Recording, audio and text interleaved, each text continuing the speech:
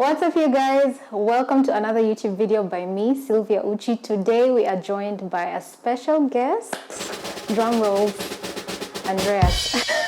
That's the special guest. Today we're going to be filming a cooking video for you guys, and we're so excited to share our recipe of Swiss Sunday bread, and it's Sunday perfect, and it's called Berner Zopf. I'll write it down over here so that you guys can pronounce it with me. Say it, Berner Zopf. Good. So let's get into the ingredients and then start the whole process. Okay, so for the ingredients you will need 350 grams of flour, 2 teaspoons of salt, 50 grams of butter. It should be in room temperature, not straight from the fridge or too melted. And then for the sugar part, you can do sugar or honey, but we prefer to use honey because it's healthier. So you'll need about, let's say, 4 tablespoons of honey, about, or you can also measure according to our little cup over here. For the yeast, you will need 2 tablespoons of yeast, and for the milk, you can use cow's milk or dairy milk or almond milk. For us, we've gone with almond milk. At the back, you can see the packet over there, and we're going to use 3/4 of a glass of almond milk. Then you will also need 1 egg.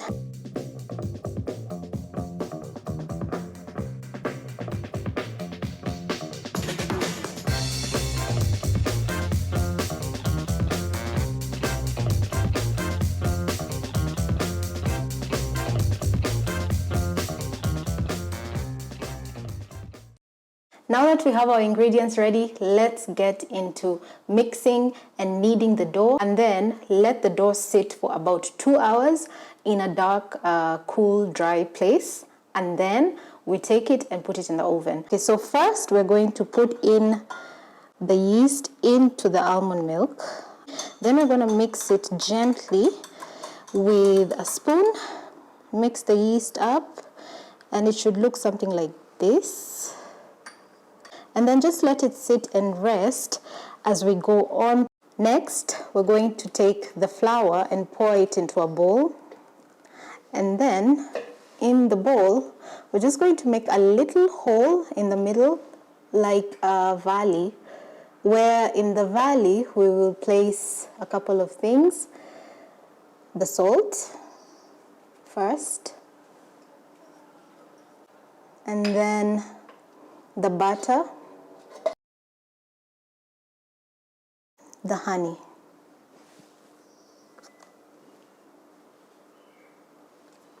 So you should have something looking like this in the end. Okay, we're going to pour in the yeast that had settled into the almond milk. We'll pour it slowly into the flour. So after adding all the ingredients into the bowl, we'll start mixing. So just mix everything up together like that.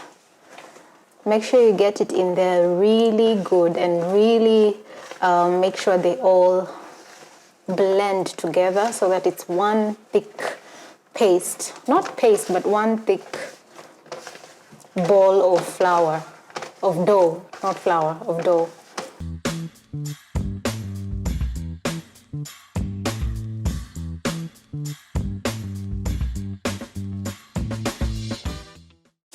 What do you guys think of my headband? I got it at Beauty Point at Village Market, and I think it's really cute. And it's really nice to hold your hair back. As you do your makeup, as you cook, you know when you're cooking and you have maybe really long hair, you don't want it to get in the way. This is really nice. I folded mine at the back and tucked it into the band in order to cook and do this video with you guys. So check this shop out. They have a lot of beautiful beauty stuff for men and for women. In fact, Andreas got his hair wax from there. They have beard oil, hair wax, and they even have a small nail station where you can do your nails. I didn't get my nails done there, but I would totally recommend doing my nails there because they have great products and service. So let's get back into the cooking.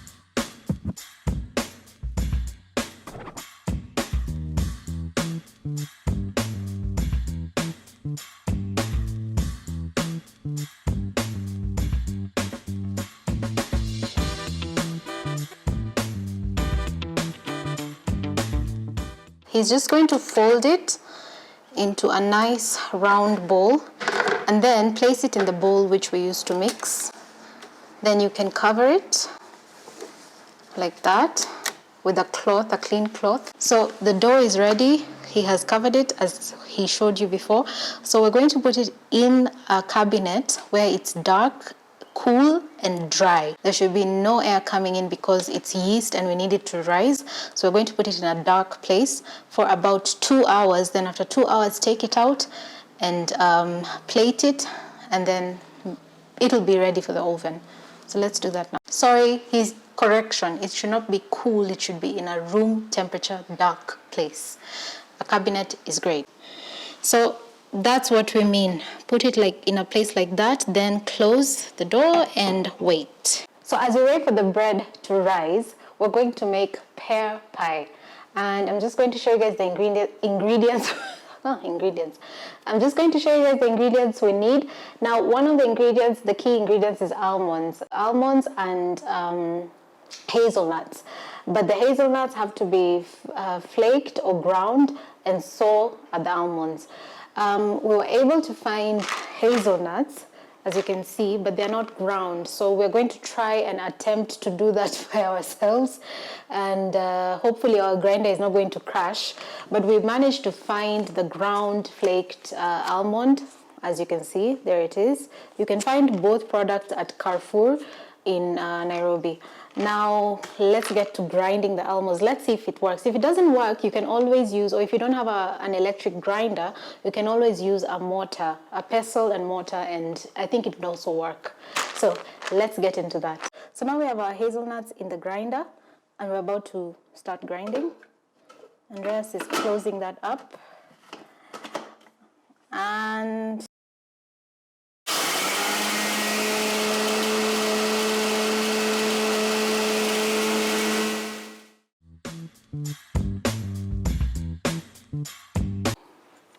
so now you should have it nice and powdery like that.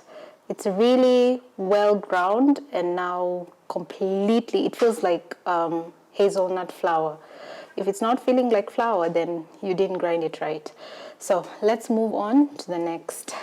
So you'll also need for the pie, a pie baking tray, the pie pastry, which the ingredients of the pie will sit on. You can find this at Carrefour in Nairobi. You can also use your own pastry, which you can make from scratch, but we decided to cheat. Then you will also need pears or apples. Now the pears and apples have to be really well ripened. They have to be very ripe and almost a bit soft, because when they're hard, then they don't come out as well. Then you will also need the the hazelnuts that we ground. So the ground hazelnut, by now it should be really powdery, as you can see, almost like a flour. You will also need some sugar, but we will use honey. You'll also need raspberries or anything else that you feel you'd like to use to garnish the pastry. You'll also need 2 eggs, a bit of vanilla essence just to give it the flavor, and some icing sugar also for the topping, and some cooking cream. Okay, so by now your oven should be preheated to 220 or 200 degrees Celsius. And as that is happening in the background, your bread is also still rising, so just let it keep rising. So our base is ready, as you can see. It's not perfect, but it's going to be yummy, and also it looks authentic, it looks homemade, and that's how we like it. We also punctured the pastry with a fork. So now we are putting in the ground hazelnut. Spread it in there really well. Spread it in and tap it in like that, just to make sure that it's level. Next, we are going to lay the pear or your fruit of choice. Just lay it round, layer it neatly on the pie. Now, most people I see, they go for really slender, thin slices. The size of the slices is really up to you.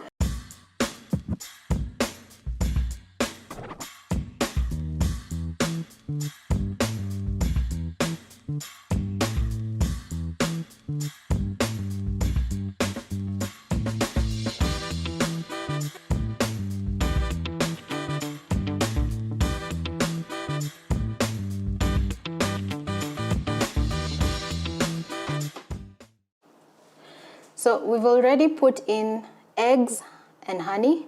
Next, you're going to do the cooking cream.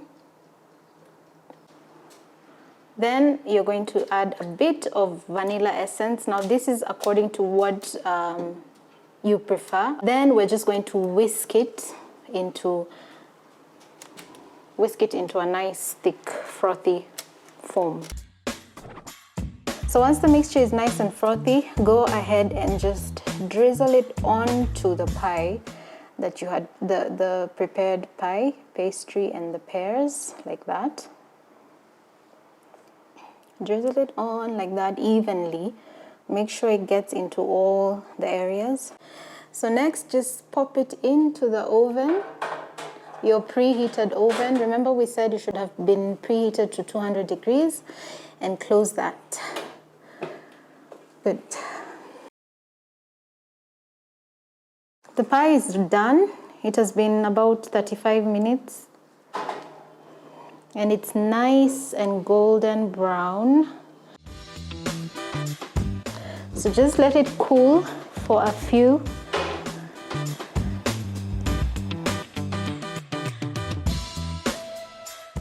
As the pie is cooling down, we can go on and check on the bread. Please note that the pie is a cold pie. It's not a warm pie. Immediately it's out of the oven, you shouldn't go and start gobbling up.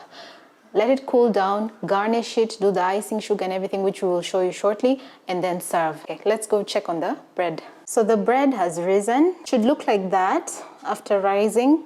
You do the kneading, and then you should plate it like that so that it looks nice and pretty, as Andres has done. And then immediately after that, you put it back in the dark. So now we're going to do the glazing for the bread, the egg, the honey, and the oil. You only use the yolk, the yellow yolk of the egg. You take away the egg white. Then just whisk it together like that. So we are now garnishing the pie. And as you can see, he is now just sprinkling the icing sugar on top of the pie. Now he's putting in the raspberries. As we said, that's purely for garnish. You can use really any fruit you prefer. Okay, you guys, so here is the pie. It's looking gorgeous and delicious, and I cannot wait to dig in. That looks so good.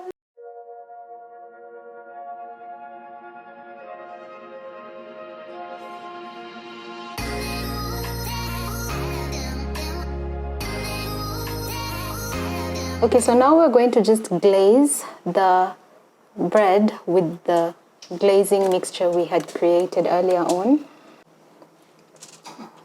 Just brush that onto the bread. That usually gives the bread a really nice glazed, shiny and golden brown look.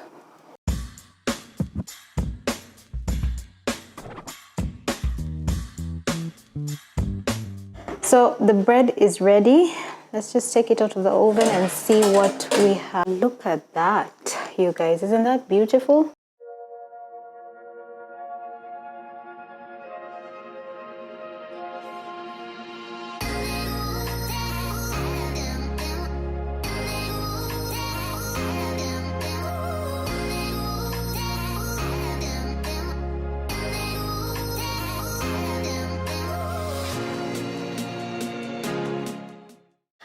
Hey guys, welcome back. We are finally at the end of the video and it is time to taste our work. I'm so excited. So, thank you so much first of all for sticking around throughout the video and for making it this far. Let's get into the tasting. So as you can see, we have sliced a slice of the pie and slices of the bread, the Swiss Sunday bread, or Berner Zopfe.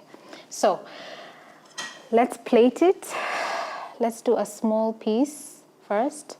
First of all, I have to say that it is so buttery soft on the inside and nice and crispy on the outside, just as it should be. Mix of brown flour, wholemeal flour, and white flour, because we want it to be healthy, but you can use whichever flour you feel is best for you. This Swiss Sunday bread is taken on Sundays, with families. Okay, the best way to eat this is you take some butter and drizzle some honey on top of the butter. So let's do that.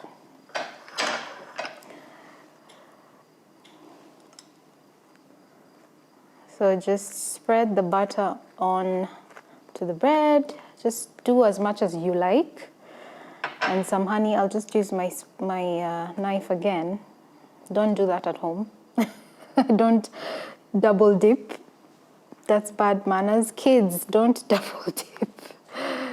Okay, so let's taste that. Let's see how that tastes.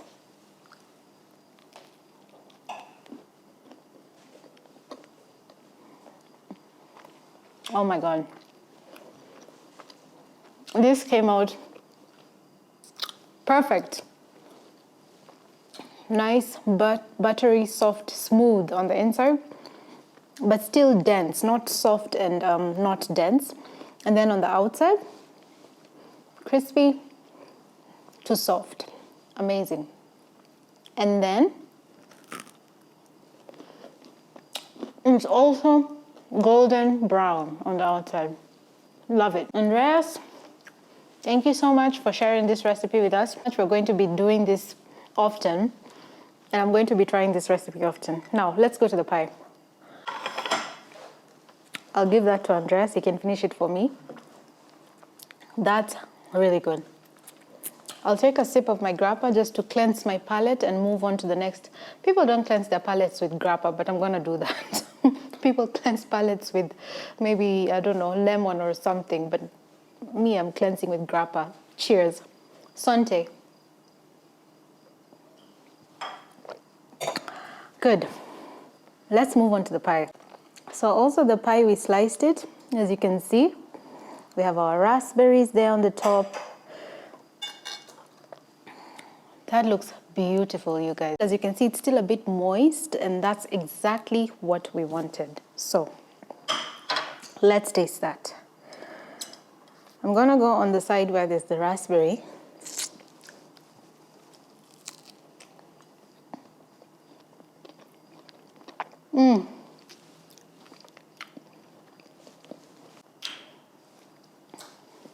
I can't talk. Let me eat.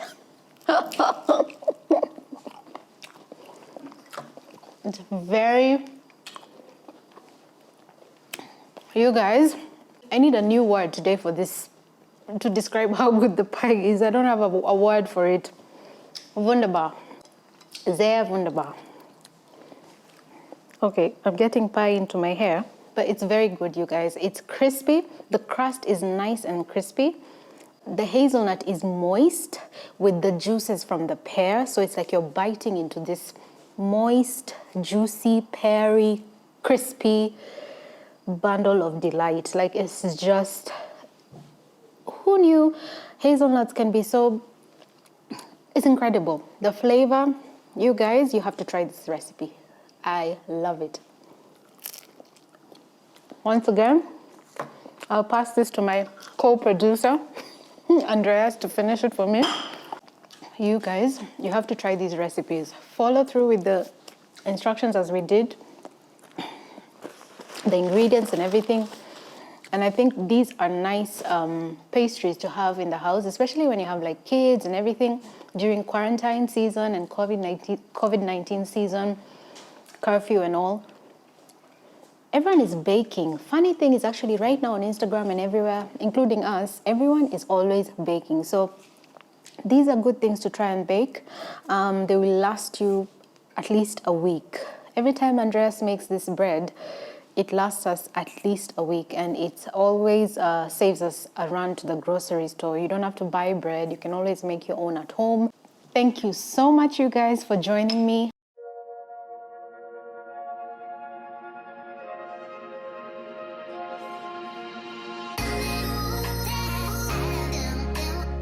Bye. If you would like to see more of my YouTube content, click on the red subscribe button below and click on the notification bell so that you're notified every time I upload.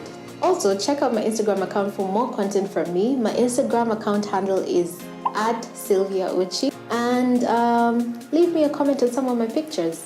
See you soon.